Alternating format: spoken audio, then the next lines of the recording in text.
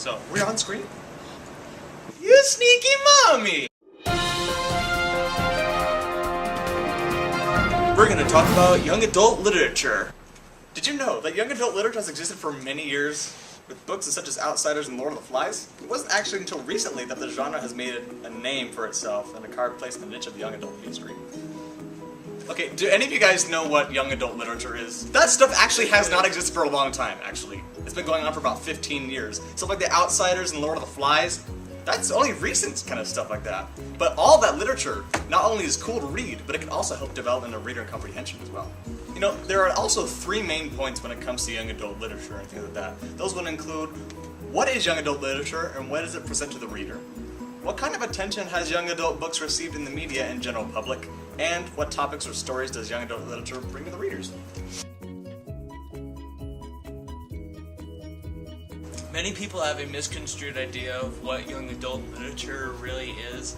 I mean, there are a ton of books out there already that are being adapted into movies. It's like Lord of the Rings into movie, Twilight, Maze Runner, Hunger Games. I mean, Maze we Runner, can go through all the list. Yeah, like all the lists. It's an endless list of books.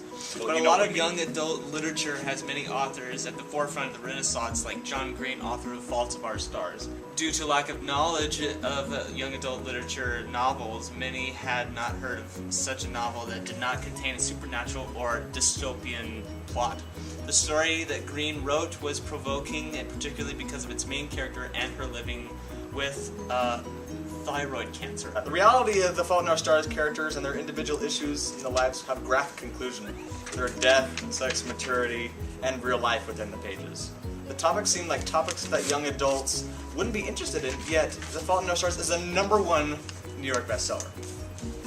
Did you know that the young adult literature genre actually had a breaking point at one point? It existed for a long time, but then it stopped. But then after J.K. Rowling wrote the Harry Potter series, it came back with full force, along with Hunger Games and things like that. J.K. Rowling brought back the young adult literature with her Harry Potter series only in the last few years. Two researchers actually wrote a quote by the names of Hannah Withers and Laura Ross.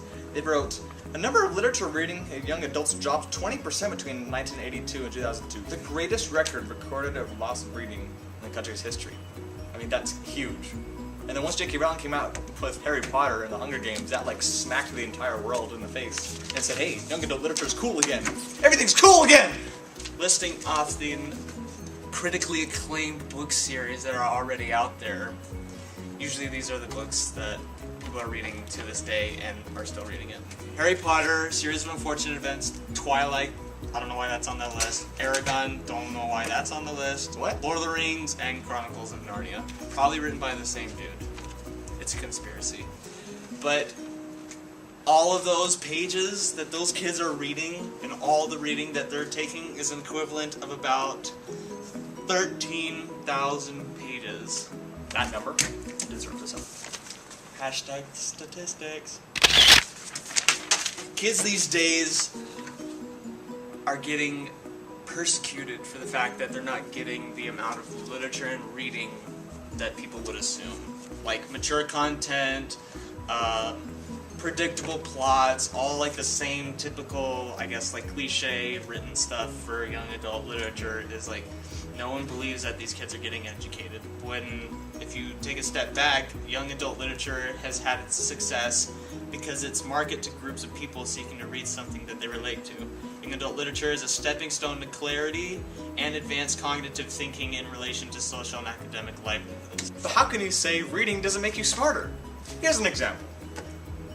And on the third day, God created the Remington bolt action rifle so that man could fight the dinosaurs and the homosexuals. Amen. Those kids are really reading their Bibles. Like usual, the media always creates a positive and negative effect on pretty much everything, as well with young adult literature, so it's come up with both positive and negative feedbacks. Graham, for example, writes a quote that says, "Read what you want, but you should feel embarrassed when you're reading what's for children." A lot of people share the same view and believe that juvenile literature itself is the cause for continued adolescence in America. You read a book and then you get acne. Sometimes I read young adult literature and I feel really educated too. Even reading Just about anything, you know, even like Twilight and stuff like that. Don't say Twilight again. Twilight.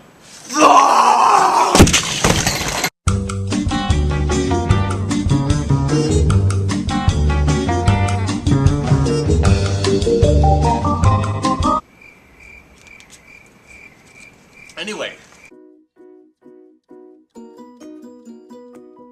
a researcher also Jensen reads about, for the way kids getting educated about books, is that teens, they don't read them as prescriptions to how to engage in violence, or how to join in gangs, or how to be promiscuous. They're smart enough to know the whole story matters, without challenges and situations matter in context. And moving on, we can see that young adult literature has been met with open door and closed arms, but the pros outweigh the cons. Reading at any capacity is good as opposed to not reading at all. So when it comes to young adult literature and young adult authors, I feel like a lot of the time kids can read the books and they can get a lot of self-identity from it.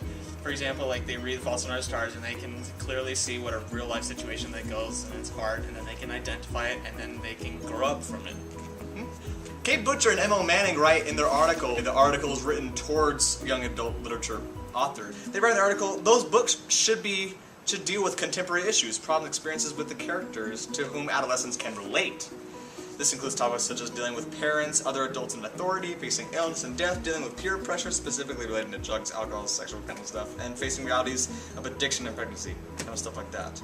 They should also consider contemporary world perspectives, including culture, social, and gender diversity, and environmental issues, global politics, and international. So we can clearly see that young adult literature authors have a set of criteria. They're not just writing cliche storybooks, writing books to make them into movies or try to be the coolest author out there. They're purposely trying to make an impact on teenagers nowadays. Like exactly like Stephanie Meyer or something like that. Well, I mean, what teenager wouldn't want to drink the blood of their other friends and watch them as they sleep? The inconceivable idea of being beyond perfect was just achieved right now.